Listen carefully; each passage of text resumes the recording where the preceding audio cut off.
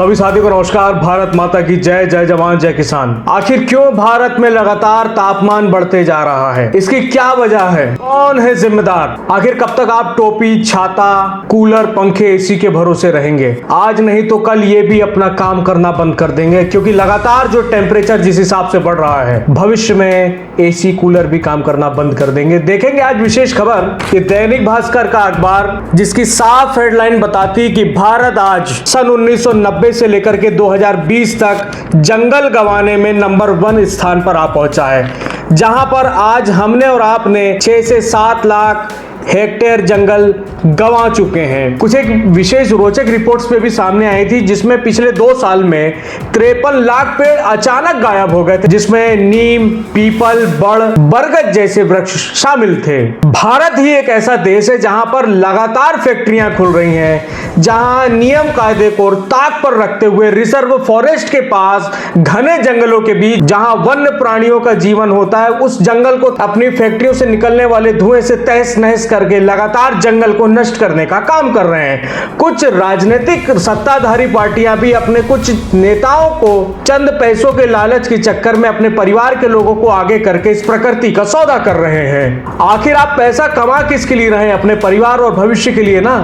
जब आपका परिवार और बच्चा ही भविष्य में जिंदा नहीं रहेगा तो आपका पैसा किस काम आएगा? लगातार घरों में इस्तेमाल होने वाली, लगातार बड़ी फैक्ट्रियों में इस्तेमाल होने वाली plastic, one time use plastic का इस्तेमाल करने के बाद या तो वो कूड़े में फेंक दिया जाता है या तो खुले में सड़कों के किनारे फेंक दिया जाता है। और आप इस वीडियो में देख रहे हैं कि कितना बड़ा प्लास्टिक का पहाड़, कचरे का पहाड़ हमने बना खड़ा कर दिया है। अगर लगातार इस देश में ऐसे ही वृक्ष कटते रहे तो वे दिन दूर नहीं है कि भारत का तापमान 65 और 70 के पास पहुंच जाएगा, क्योंकि प्रकृति की भी एक सीमा होती है काम करने की।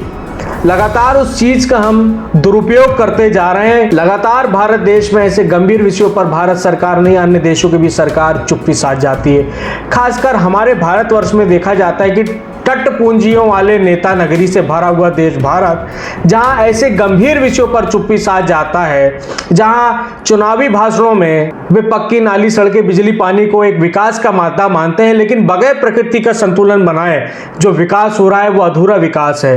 आप पक्की सड़कों में घूम सकते हैं, क्या बगैर सांसों के संभव है? आप एक बड़ी इमारत बना सकते हैं, लेकिन आप उसमें रह सकते हैं बगैर श्वास के? बगैर ऑक्सीजन के उस घर में रहना संभव है? बगैर ऑक्सीजन के इस देश में नहीं, पूरे विश्व में कुछ भी काम कर पाना असंभव है। थोड़ी देर जब लाइट गोल हो जाती है तो हमारे अंदर अफरा तफरी का माहौल हो जाता है। अपने जीवन काल में आप एक ध्यानाकर्षण दीजिएगा साथियों, क्या आपने जीवन भर प्रकृति से लिया है?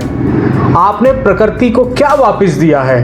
कार्बन, गंदगी, कूड़ा करकट, प्लास्टिक, ये हमने धरती को वापसी किया है।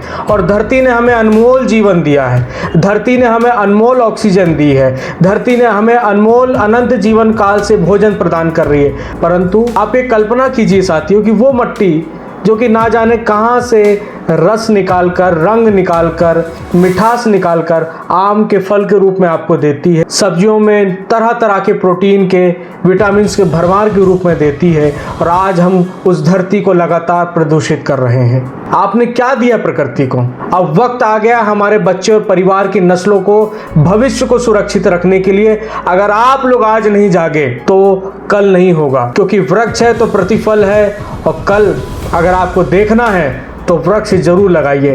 अब आप पूछेंगे कि राजा भैया हमें कौन से ऐसे वृक्ष लगाना चाहिए कि जिससे कि ज़्यादा से ज़्यादा मात्रा में ऑक्सीजन का उत्सर्जन हो और हमारी प्रकृति मैया एकदम स्वस्थ, मस्त और तंदुरुस्त रहे, जिससे कि मेरे भारत ही नहीं पूरे विश्व की जनता जनार्दन खुशहाली का जीवन जी सकें, आने वाली नस्लें जान सकें कि प्रकृति क्या होती है। नहीं तो आने वाले समय में बच्चे किताबों में पढ़ेंगे कि आम का पेड़ कैसा होता था, नीम का पेड़ कैसा होता था, बरगद का पेड़ कैसा होता था। साथियों, मैंने कभी नहीं कहा कि आप इस वीडियो को ज़्यादा से ज़्यादा शेयर करें या लाइक कीजिए या सब्सक्राइब कीजिए, परंतु मैं आपसे आज यह आग्रह कर रहा हूँ कि यह बहुत ही गंभीर विषय है। ऐसा मैं मानता हूँ कि आप मेरा नहीं, अपने खुद का साथ देंगे और इस जानकारी को ज़्यादा से ज़्यादा लोगों तक पहुंचाएंगे, जिससे कि हमारे आने वाले कल की रक्षा और सुरक्षा हो सके, और हम सभी लोग प्रकृति के प्रति दृढ़ संकल्पित होकर अपने देश के लिए, आने वाले भविष्य के लिए यह कदम उठाकर अपने देश को मजबूत बनाने के लिए यह कदम हम ज़रूर उठाएंगे। आशा करता हूँ कि यह खबर आपको बहुत अच्छी लगेगी। इसी के साथ शब्दों को विराम। जय जवान जय किसान।